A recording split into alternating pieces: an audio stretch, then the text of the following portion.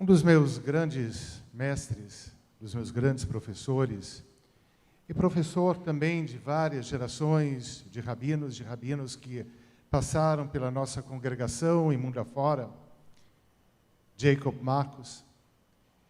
No final do nosso curso de rabinato, se dirigiu, no alto de seus quase 100 anos, para cada aluno, fitando profundamente o seu olho carismático, o seu olhar carismático para cada aluno. E disse: espero que vocês aprendam tudo o que ensinamos. E aí o silêncio pairou na sala de aula, todo mundo querendo responder pelo semblante, claro, vamos lembrar, somos orgulhosos dos nossos professores. E aí, passado alguns segundos, ele disse: e ao mesmo tempo, que espero que vocês lembrem de tudo que ensinamos, que vocês esqueçam tudo o que ensinamos. Ok, havíamos aprendido a lógica Talmud com sua dialética, suas contradições, mas tinha um limite. O que ele quis dizer? Lembrar de tudo e, ao mesmo tempo, esquecer de tudo. Qual era o sentido dessa contradição? Pausa na explicação para entrarmos na paraxá, na porção da Torá que lemos essa semana, que é a mesma paraxá escolhida para o solene e santificado dia do Yom Kippur. A cada semana a gente vai lendo no ritmo do nosso calendário uma paraxá. E nas festas, Yom Kippur é uma delas, claro, trechos específicos da Torá são escolhidos. E a paraxá dessa semana vai para Yom Kippur. E quando chegava Yom Kippur, meu pai me incentivava a vir na sinagoga. Mais do que me incentivava, fazia questão que eu fosse. Deixava eu na porta da sinagoga. Mas ele não entrava. Ele próprio, que fazia questão que eu viesse à sinagoga, não queria vir. Uma contradição também. Incentivar o filho a vir na sinagoga no Yom Kippur, mas sem dar o exemplo de acompanhar, de estar lá. Qual é o sentido disso? Certa vez meu pai me explicou, diante do que passei, e aí se referia aos horrores da Shoah, do Yom HaShoah, que lembramos essa semana, ele dizia que não se sentia nada confortável com a teologia do Yom Kippur. Certo, dizia ele, que cometo vários erros equívocos e por eles deveria pedir perdão. Mas no que tange a relação divina, ele se sentia incomodado de pedir o perdão em função de tudo o que passou naquele período horrendo da nossa história. E aí, eu logo disse: se você não precisa vir, eu também não preciso ir à sinagoga. Ao ouvir isso, meu pai retrucou: aquela foi minha experiência. E esta não é a sua experiência. Logo, você vai na sinagoga. Aprendi da experiência dele, mas não vivenciei essa experiência. Deste modo, não poderia moldar a minha vida pelas experiências que não foram minhas, ainda que essas experiências não minhas me ajudem a refletir profundamente sobre os caminhos a serem seguidos na vida. O conselho, voltando, contraditório do professor, fazia sentido. Aprenda tudo o que eu ensinei. Deste modo, se enriqueçam com saber que cada um pode transmitir. Entenda que houve um antes que nos precede.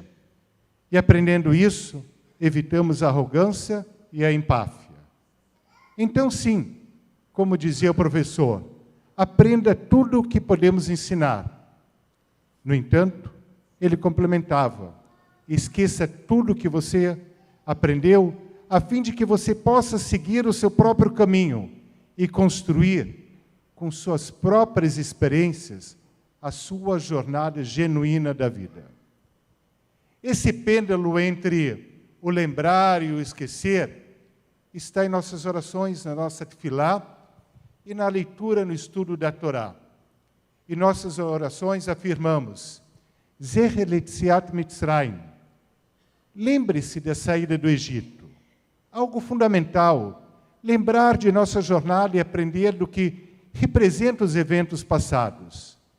E na leitura da Torá, que fazemos essa semana, uma advertência: não façam como os egípcios. O que pode ser interpretado: não duplique a experiência de um lugar e de uma época que não mais existem na nova terra e na nova época.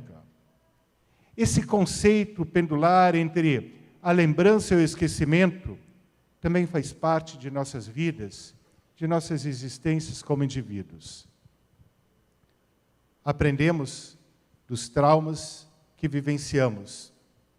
E, esperançosamente, lidamos com esses traumas. Ao lidar com esses traumas, fazemos um mergulho na nossa alma. Não tampamos o sol com a peneira como se os traumas não tivessem acontecido. Temos a coragem de enfrentar os traumas e, sobretudo, aprender com eles. Pretender que os traumas passados não têm impacto é deixar uma ferida aberta na nossa emoção, uma ferida que não cicatriza, e ao não cicatrizar, vai infeccionar a nossa vida, vai comprometer a nossa existência plena.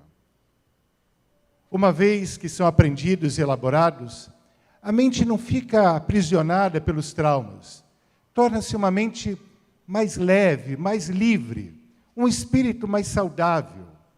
E assim, o futuro não fica condenado pelos traumas passados. Essa é a nossa história judaica. A história que aprende o passado, mas não se deixa condenar pelos problemas traumáticos que enfrentamos. Não nos vitimizamos, não nos tornamos vítimas, como na Shoah recentemente lembrada, ou na escravidão que Pesach nos recorda. Isso é um ato de coragem. Reconhecer os problemas, entender os problemas, aprender dos problemas, aprender para que esses problemas não nos prendam. Há um jogo de palavras. Se não aprendemos, ficamos presos. Quando aprendemos, nos tornamos livres. Por isso, um comentário da nossa tradição ensina: depois de termos saído como povo da terra da escravidão, era preciso que a escravidão saísse dentro de cada um que se tornou livre. Se essa escravidão interna continuasse aprisionando cada um, não teria sido suficiente ter deixado a terra do Egito Antigo. A fuga do Egito da escravidão foi uma conquista da liberdade. O desafio passou a ser se livrar do peso carregado internamente. Ao ler a Parashá, ao recordar do meu professor, me vem uma pergunta: quantos pesos desnecessários de traumas e conflitos insistimos em carregar, comprometendo o futuro e desonrando as lições do passado? Essa é a minha pergunta a partir da minha experiência da leitura da Torá. E qual é a sua? A pergunta de cada um. A minha pergunta é a minha pergunta, fruto da minha experiência. Cada um tem a sua. Em função dessa experiência, qual é a sua pergunta? Lembre-se de perguntar. E ao lembrar-se de perguntar, esqueça da resposta pronta, da resposta como uma fórmula de receita instantânea.